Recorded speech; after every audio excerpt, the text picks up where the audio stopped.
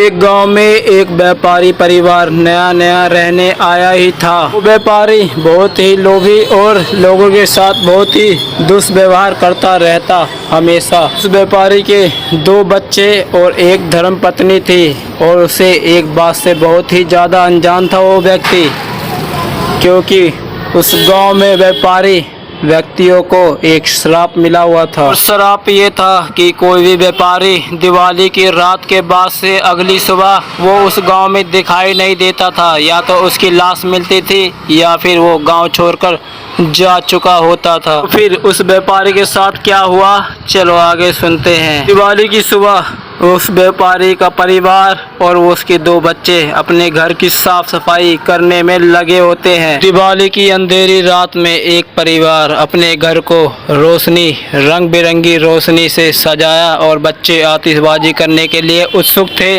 और वो व्यापारी और उसकी पत्नी दोनों ही पूजा करने के लिए तैयार थे। अब जैसे ही रात गहरी होती गई, परिवार के सभी लोग सो गए और गांव वाले भी सभी अपने अपने घर जाकर सो गए थे। व्यापारी के परिवार को सोने के कुछ घंटे बाद एक अजीब सी आवाज़ उन्हें जगा कर रख देती है और वो आवाज़ घर के अंदर से ही आ रही होती है। उस व्यापारी के परिवार के सभी लोग डर के मारे ठिठक गए। उन्होंने एक दूसरे को देखा और फिर धीरे धीरे उस आवाज़ की ओर बढ़ने लगे थे। जैसे ही वो सभी परिवार एक घर से दूसरे घर में घुसे, उन्होंने एक अंधेरे कोने में एक भयानक आकृति देखी।